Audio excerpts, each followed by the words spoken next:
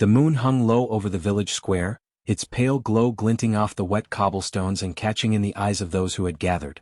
Shadows clung to the walls of the surrounding houses, pooling in every crack and corner, as though the night itself sought to hide from what was about to happen. The crowd was tense, breath held, every sound swallowed by the weight of the moment, save for the shuffle of boots and the creak of rope in rough hands. Ilara was on her knees, her wrists bound so tightly that her fingers tingled and burned. The ropes bit into her skin with each tiny movement, and though her back was straight, her head was held in place by two of the village men. They didn't dare meet her eyes. No one did. Not even the ones who had called for this punishment. In the front, the elders stood cloaked in their heavy wool garments, their faces shadowed by the hoods they pulled low. Their voices had stirred the crowd hours before, speaking of treachery, of dangerous words whispered in the wrong ears, of truths better left buried. They said she had poisoned the hearts of the young, turned them against tradition, sown unrest. They said her tongue was a weapon sharper than any blade. And tonight they would take it from her. Someone moved through the throng carrying a long, thin blade. The steel glinted briefly, catching a shard of moonlight before it disappeared into shadow again. The smell of oil and cold metal drifted on the air. Ilara's pulse thundered in her ears, but her eyes did not waver. She had spoken truths they wanted to keep hidden, about the stolen grain, the beaten widows, the secret pacts made with outsiders for gold. And she had done it without shame. Even now, with the knife drawing close, she did not flinch. Hands forced her jaw open. Her teeth clenched at first, and a sharp blow to the side of her head sent stars dancing through her vision. Pain bloomed hot and dizzying. Fingers pried her mouth wider, nails digging into her cheeks until the taste of blood filled her mouth even before the blade touched her. Somewhere in the crowd, a child whimpered, quickly silenced by a mother's hand. The first slice was swift, a cold flash of pain. The second was worse, a deep, tearing agony that ripped a scream from her throat, a sound raw and broken. The crowd shuddered. The metallic tang of fresh blood filled the air, and the torchlight wavered as if even the flames recoiled. Her body trembled, though she fought to hold herself upright. The final cut severed what they feared most. The men stepped back, their work done, the blade now dark and wet. They threw her to the ground, where her breath came ragged, mixing with the steady patter of crimson on stone.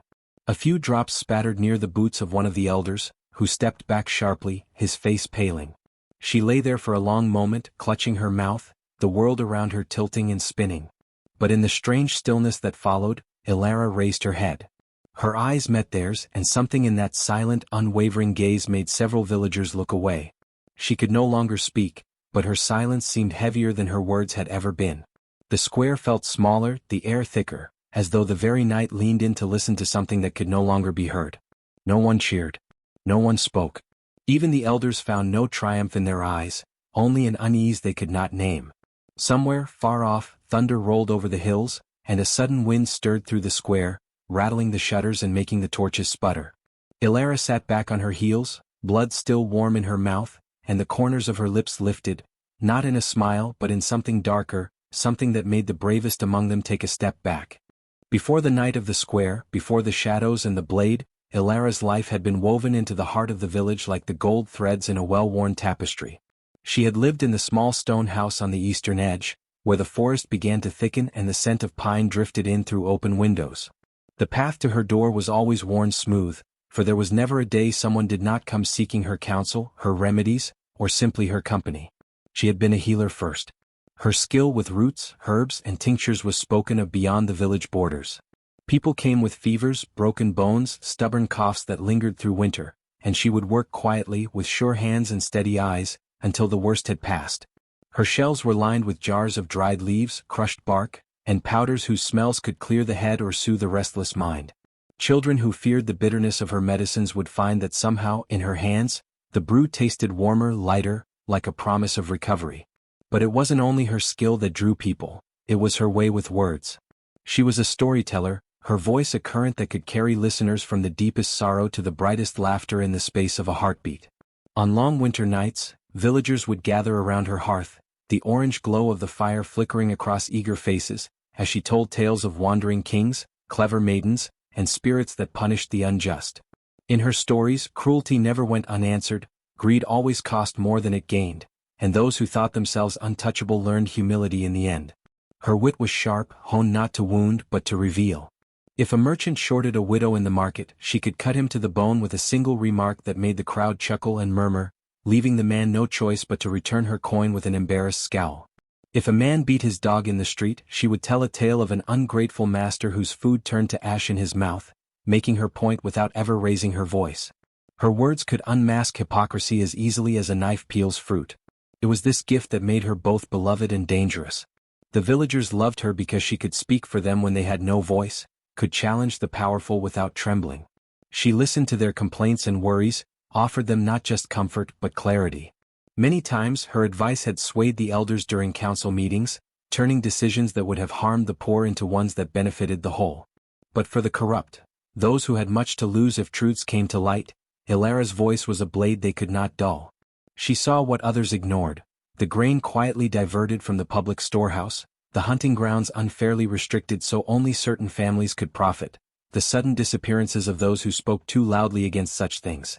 She named these wrongs in her calm, measured way, never shouting, never accusing without reason, but with a precision that left no room for denial. Whispers began to gather in the dark places of the village, not about her kindness or her healing, but about her dangerous tongue. They called her clever in the way a wolf is clever, as if her intelligence was a threat instead of a gift. To those whose power was built on lies, she was not a healer but a disease that could spread if not contained. Still, Ilara did not bend. She kept speaking, kept telling her stories, kept standing in the market and reminding people of what fairness meant. She was not reckless, she knew the risks, but she believed that silence in the face of injustice was a worse fate than any punishment they could devise. There were moments, in hindsight, that might have warned her. A neighbor who once smiled warmly began to avoid her gaze. A bag of dried lavender she left outside her door was found crushed and trampled. Twice she found her gate left open in the night, her small goat wandering frightened in the yard. But she pushed these aside, thinking them petty acts too small to worry over. When she spoke to the children in the square during festival days, their eyes shining in the sunlight, she imagined they would grow up remembering not just her stories, but the truth within them. She imagined a future where those truths had made a difference. She did not yet see the gathering storm behind the eyes of those who feared her, the ones who would meet in secret to decide that her voice must be taken from her. She did not yet know that the tongue they so feared would one day become their undoing, without ever uttering another word. The seeds of hatred did not sprout in a single day, they were sown slowly, watered by envy, and tended in the shadows by those who feared what Ilara's words could do to them. At the root of it all sat Elder Ghanian, a man who had held power in the village for decades. His position was not earned through wisdom or fairness, but through the careful weaving of debts, favors, and intimidation. He dressed his corruption in fine robes and honeyed speeches, convincing many that his authority was for their good. But Ilara had a way of stripping that veneer bare in front of everyone. He had felt the sting of her tongue more than once. She had not insulted him outright, Ilara never did that, but her observations during the council's gatherings cut deeper than any direct attack. When he suggested diverting food from the common stores to support the guard, she had told a story about a wealthy man who starved while guarding his treasure, not realizing it had no value without people to use it. The crowd had laughed, but Ghanian's eyes had burned. That night, he vowed her voice would be silenced for good. By his side was his daughter, Marin, a woman whose beauty was matched only by her bitterness. She had grown up expecting the village's admiration simply for being Ghanian's child, but she found herself compared, unfavorably, to Ilara far too often. When Marin tried her hand at leading a festival, it was Ilara who saved the day when the preparations faltered, earning the crowd's gratitude. When Marin attempted to tell a story to the children, they wandered away mid-tale, only to gather eagerly at Ilara's hearth later that night. Marin smiled in public, but each compliment toward Ilara was like a thorn pressing deeper into her pride. She began to believe the village loved Ilara more than they ever could love her, and that was something she could not forgive.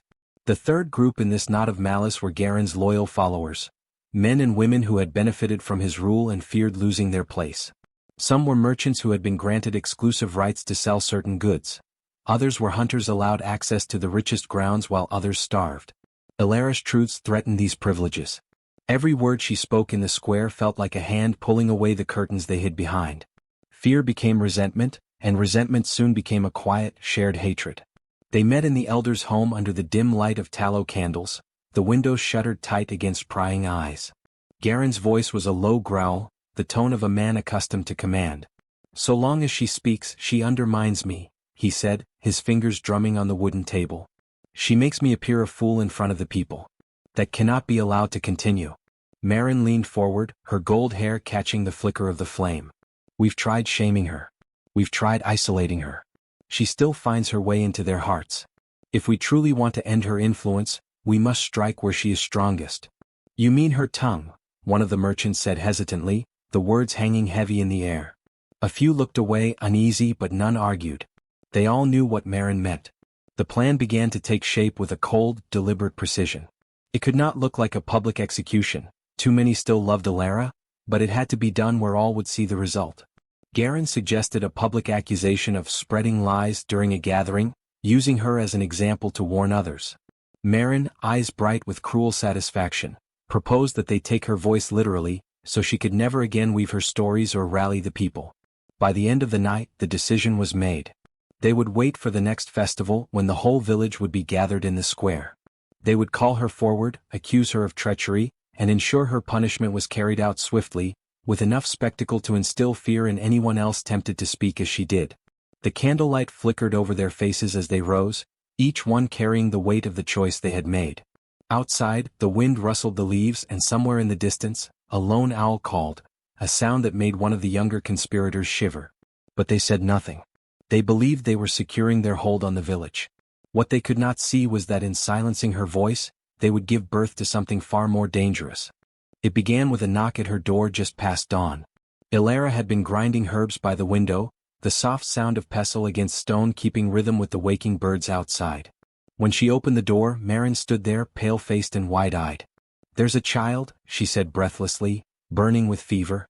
"His mother begs for you. He may not last the morning." Alara's instinct was immediate. She gathered her satchel, already thinking through which remedies she might need, and followed without question. Her trust, honed by years of caring for the sick without deceit, blinded her to the faint curl of satisfaction at the edge of Marin's lips as they walked. They led her through winding lanes instead of the direct path to the child's home, steering toward the empty council hall. She didn't notice at first. Her mind was already with the imagined patient. It was only when the heavy door of the hall swung shut behind her, the sound echoing like a final toll, that her senses began to sharpen. 4 men emerged from the shadows, Garin at their head. He looked her in the eye, his expression carved from stone. "You speak too much, Alara. You poison the minds of the people." She opened her mouth to reply, but 2 of the men seized her arms. The others moved with chilling efficiency, tying her wrists, forcing her to her knees before the council's great table. She searched their faces, hoping for one flicker of hesitation, but found only grim determination.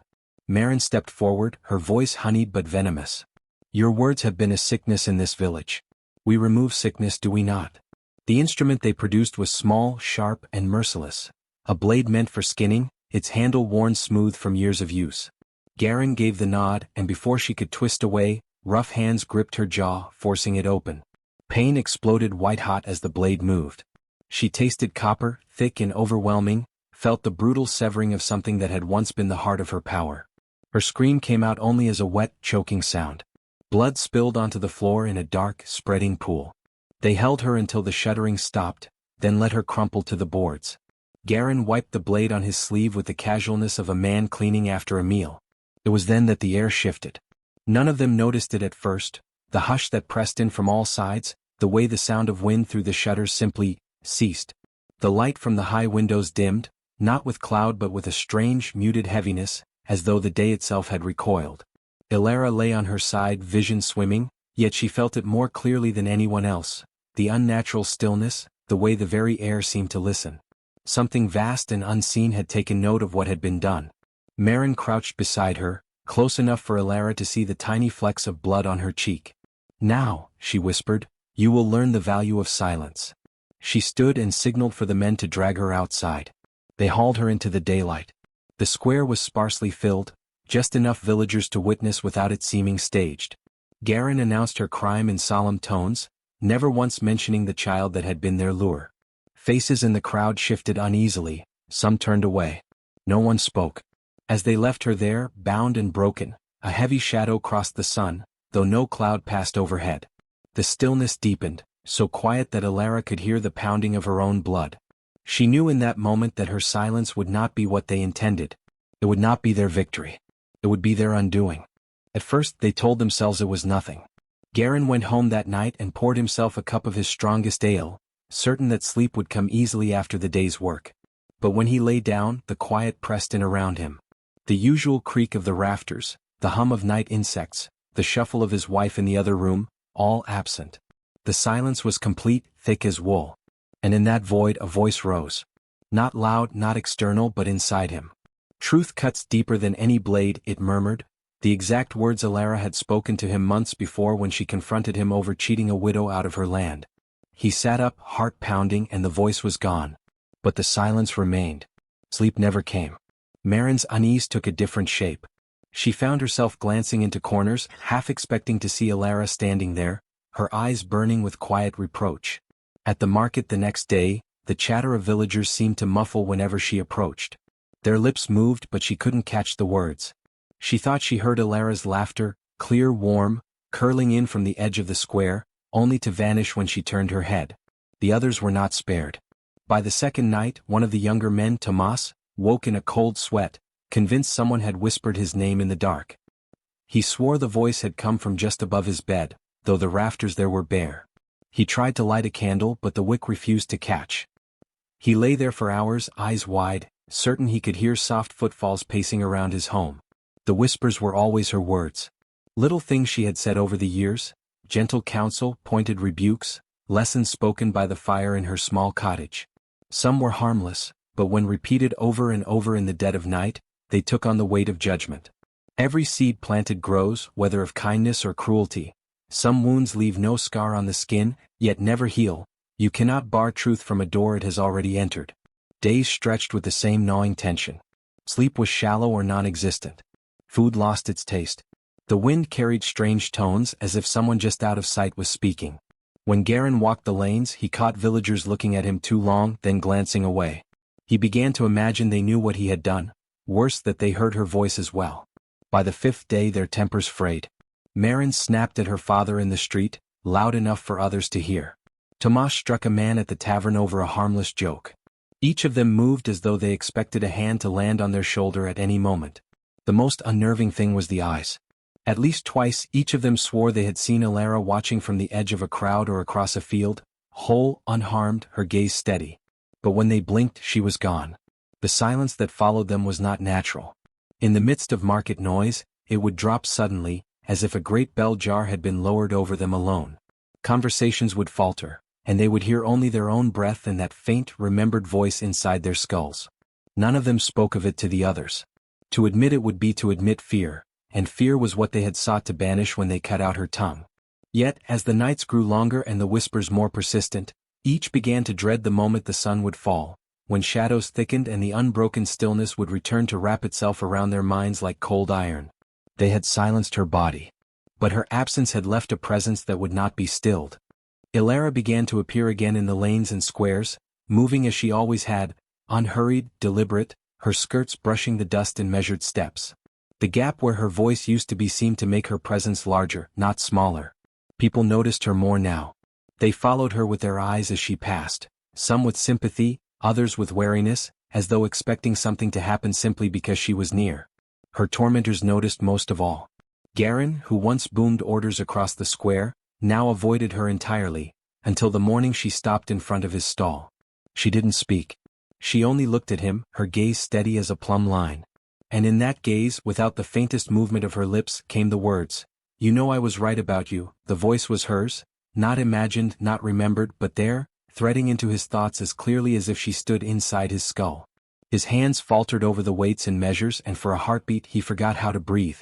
Marin had her turn a few days later. She was chatting with two other women by the well when Alara passed by, nodding a greeting to the others but letting her eyes rest on Marin for just a moment too long. "The water you drink cannot wash this from you," her voice said, cold and certain. Marin's hand jerked, the bucket tilting and spilling water across her skirts. The others frowned, confused. They hadn't heard a thing. It was the same with Tomas and the rest. Alara never altered her outward manner, never quickened her pace, never glared, never gestured. But each time she crossed paths with one of them, something would change in their faces. A twitch, a swallow, a sudden stammer. And always after, the air seemed to thicken, as though the space between them still hummed with an unspoken conversation. The village began to notice. Whispers moved from door to door, not about Alara's condition, as they'd called it before, but about the strange way the guilty ones seemed to flinch in her presence. Someone swore they saw Tomas drop a full basket of apples after locking eyes with her. A child said Marin stumbled over her own feet when Alara passed her on the road. Some people tested it for themselves, greeting Alara kindly and receiving in return only a small smile and a polite nod. They felt nothing unusual. It seemed her silence singled out only a few, and more people began to suspect exactly who and why. For the guilty, her silence was unbearable. Words you could argue with, accusations you could deny. But this quiet, carrying her voice inside their own heads, left no place to hide. The more they tried to shake it off, the more her words followed them. At night it grew worse. They dreamed of her standing at the foot of their beds, saying nothing aloud but flooding their minds with all the truths they had buried. They woke sweating, unsure if the dreams had ended or simply shifted into waking hours. In the daylight, the village continued as it always had, trading goods, tending fields, preparing for the harvest. But for those who had harmed her, every glimpse of her became a trial. The faintest shadow of her figure across a wall, the sound of her footsteps on the cobblestone, even the drift of her scent, dried herbs and clean linen, was enough to set their teeth on edge. Alara said nothing. She needed to. Her silence had become the sharpest weapon in the village, and it cut without ever drawing blood. It began quietly, almost harmlessly, a flicker in the corner of the eye, the rustle of cloth where no one stood. Garin was the first to admit, under his breath, that he thought he'd seen her shadow slip across his bedroom wall though the shutters were closed tight. He didn't tell anyone else, pride wouldn't let him. But he started waking with the covers bunched in his fists, certain she had been standing at the foot of his bed, silent, staring. Marin heard the phantom footsteps before she saw anything. They paced the hallway outside her room at night, slow and deliberate, pausing just long enough at her door to make her breath catch. More than once she threw it open, lantern in hand, to find the hall empty, but the sound of those retreating steps would come from behind her instead, as if they moved when she did. The first time she thought it was a dream. The fifth time she stopped sleeping altogether. Tomas suffered the whispers. They weren't loud, just a constant murmur in his ears, as if Alara were speaking from just over his shoulder. Sometimes he could almost make out words, "Tell them, it's time, your hands are not clean." Other times it was a sound like the low hum of bees, unrelenting, impossible to ignore. He found himself snapping at customers in the market, accusing them of muttering about him when they hadn't spoken a word. The others began to fray in their own ways. One swore the reflection in the well water smiled at her when she wasn't smiling. Another claimed she'd caught sight of Alara's eyes peering through a crack in the wall, only for it to vanish when she blinked. They stopped walking home together after dusk. They avoided the market when it was crowded, muttering excuses about headaches or sudden errands. And then they started turning on one another. Garin cornered Tomas in the street, accusing him of somehow working with Alara to torment the rest of them. Tomas spat back that if anyone was being singled out, it was Garin, because he had been the one to hold her down. Marin, pale and thin from lack of sleep, accused both men of drawing the whispers toward her with their cowardice. Soon they weren't speaking at all except to hurl blame. The rest of the village noticed their unraveling. Farmers on the road to the fields would watch as one of the guilty stopped abruptly, staring into the trees as if someone were there. Shopkeepers would shake their heads when another burst into the square shouting at no one visible. Neighbors began to avoid them, not out of loyalty to Alara but because whatever haunted them seemed contagious, something that could leap from one mind to another if you stood too close. The guilty ones found themselves alone more often, and the solitude only made things worse. The shadows came more frequently, the whispers more insistent. Some nights the hallucinations braided together, shadows that moved with footsteps, whispers that came from the darkness right before a pale face emerged for just an instant, vanishing before the torchlight touched it. No one could prove she was doing anything. After all, Alara never spoke. She never even touched them. But her silence had wound itself around their minds like a noose, tightening with each day they refused to confess. Within the stillness that had been forced upon her, Alara discovered something the ones who silenced her could never have foreseen. At first, in the days after the cutting, she lived in the hush like a wounded animal in its den, watching, feeling, mending herself in ways no knife could undo. The absence of speech was strange, a hollow she carried everywhere, but it was not empty for long. In that hollow, she began to hear the shape of her own thoughts more clearly, to feel the weight and texture of memory as if it were clay she could knead. She found that when she thought of those who had harmed her, the air seemed to bend slightly, just enough for their names to feel closer to her mind than others. In moments of focus, she could send out the memory of her voice, not merely words but the sting of truth they had tried to cut away.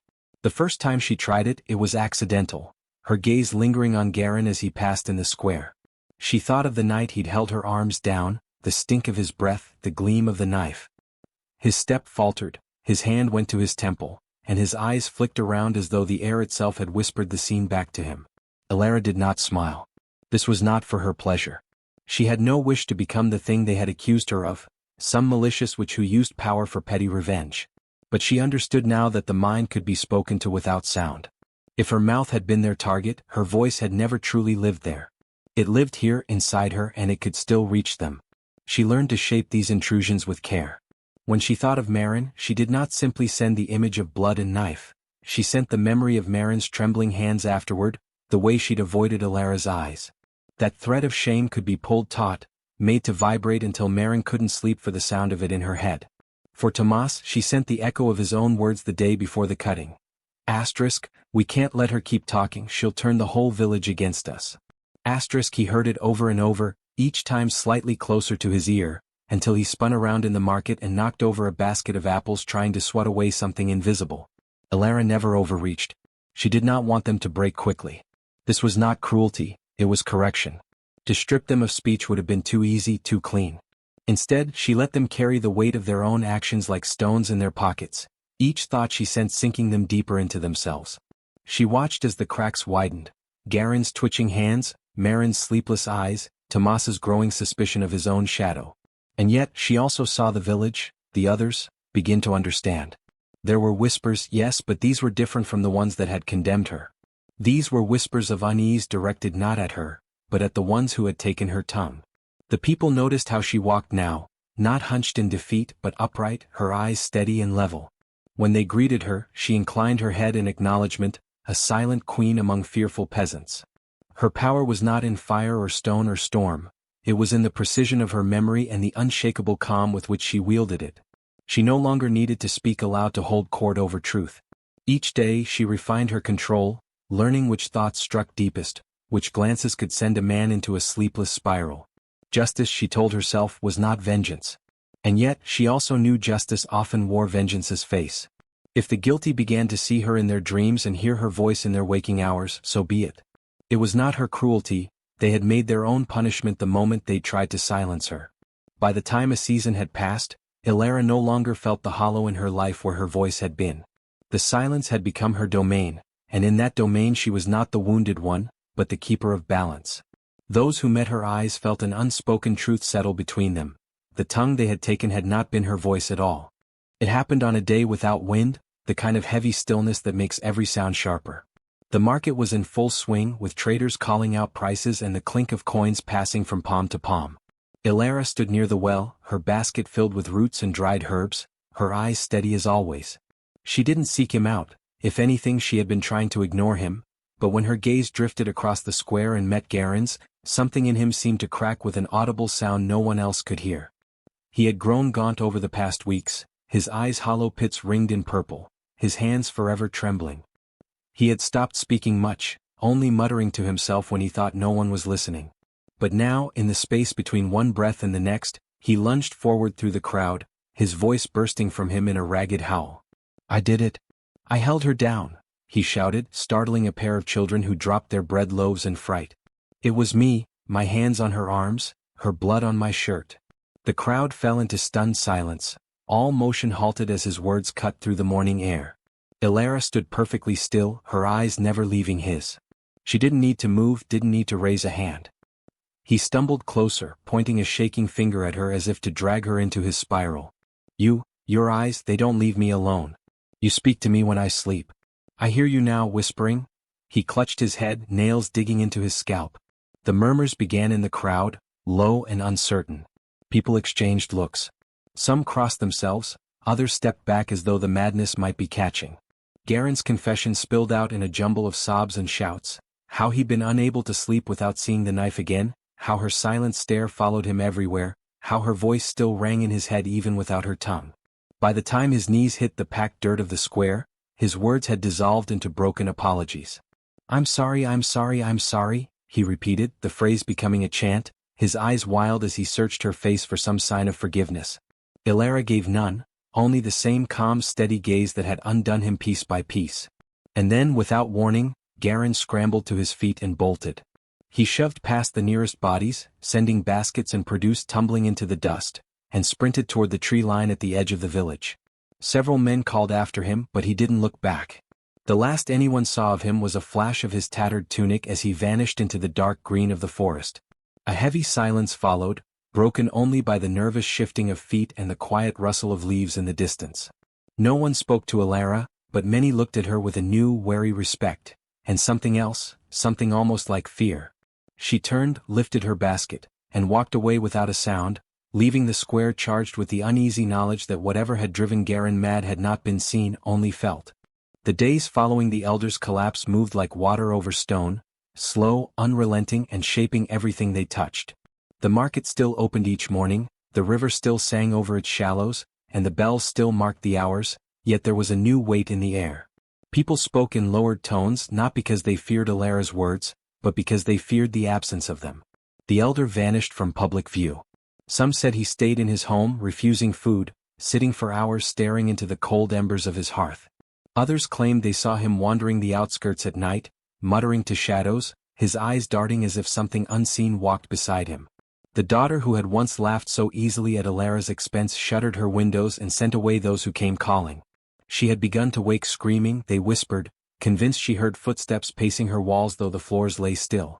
Two of the younger men who had held Ilara down on the night of the cruel act left the village before sunrise one morning. They were seen from afar, shoulders hunched, glancing back over and over until the mist swallowed them.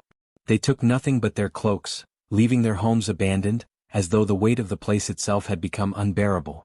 The rest who had conspired against her fared no better. One was found standing in the river at dawn, water lapping at his chest, claiming he could wash out the echoes in his skull. Another locked herself in her barn, hammering at the walls to keep out the imagined whispers pressing through the cracks. None of them dared to look Ilara in the eye, yet even without meeting her gaze, they flinched whenever she passed. And pass she did, quietly, steadily as she always had. She walked the lanes with her basket of herbs, fingers brushing the mint and rosemary as if to reassure them they were safe. She bent over the sick and the weary, her touch steady and sure. Those who came to her for healing found her care unchanged. She brewed teas, bound wounds, cooled fevers. But she never mouthed a word, never gestured for thanks. Her presence was its own language and it spoke more deeply than speech. Children, once bold enough to run past her gate calling her Old Crow, or Truth Witch, now slowed their steps when they neared her home. They would glance inside her garden, where the flowers grew taller and straighter than anywhere else, and hurry on as if caught trespassing. When their parents told them to behave, they no longer rolled their eyes. They obeyed, casting quick looks toward the hill where her house stood. At gatherings, the space around her remained clear. No one invited her to sit, yet no one dared to suggest she leave. When disputes arose in the council square, voices lowered if she entered, and arguments lost their teeth under the weight of her silent watch. The knowledge that she might turn her gaze upon someone, that they might feel the echo of their own lies in their mind, was enough to make even the most stubborn pause. The village had not named her their leader, yet she had become their measure. Not through proclamations or commands, but through the memory of what had been done to her and the strange, undeniable power that followed. Her silence was no longer seen as a wound, it was a boundary, a presence that neither welcomed nor condemned, only endured. And endurance was more frightening than wrath. In the evenings she sat by her window, mending cloth or grinding herbs while the sun folded itself into the horizon. The house around her was calm, the air filled with the scent of lavender and cedar. Outside, footsteps slowed on the road. People would pass without knocking, without calling out, but always glancing toward the faint glow of her lamp. It was a light that promised nothing except truth, and that promise was enough to keep even the boldest in line.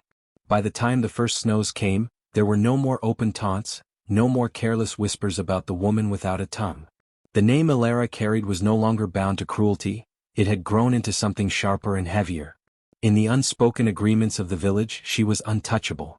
And so she lived on, healer, watchful presence, keeper of an invisible justice.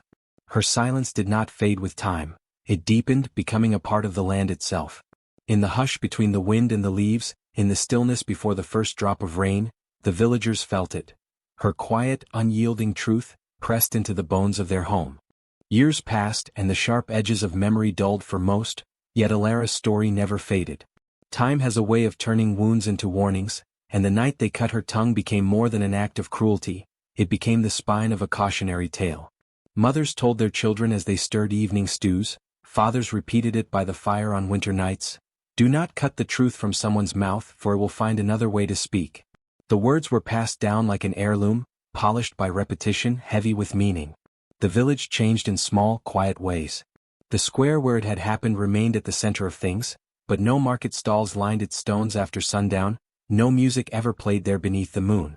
At night, its emptiness was stark, a place the wind seemed to move differently as if skirting around something unseen. Children dared each other to run across it after dark, and though they always laughed after making it to the other side, none of them could shake the prickling feeling between their shoulder blades while crossing. The elders never joined in these games, they only watched with stern faces, knowing the story well enough to sense when foolishness was edging toward disrespect. Those who had been children when Alara walked among them grew into adults who spoke her name carefully. Some remembered the way she moved through the lanes, basket on her arm, her silence heavier than any words. Others remembered the tormentors, how they had dwindled, one by one, into madness or absence. No one could agree on whether she had truly haunted their minds, or if their guilt had poisoned them from within. But everyone agreed on the truth that remained: no one who wronged her prospered. Over time, the hill where her small house stood became a place of pilgrimage for the quietly troubled. Travelers from other villages would come seeking a pause, a night's rest, or simply a chance to sit among her herbs and hear nothing but the wind. They said the air there was clearer, as though the silence itself could wash away the noise of the world. When Alara herself was gone, her passing marked by no illness, no decline, just a morning when her bed was empty, the village chose not to sell her home or tear it down. They left it as it was, the garden still tended by unseen hands. No weeds grew among the rows of mint and rosemary. Her absence did not end the legend, it deepened it. People began leaving offerings at her gate: sprigs of lavender for clarity, cups of water for truth, small carved stones etched with the shape of a tongue crossed through by a single line. These tokens were not for her but for themselves, a pledge that they would speak honestly and not harm those who did the same. The road leading to her house came to be called Whisper Path, though no one could say who named it so.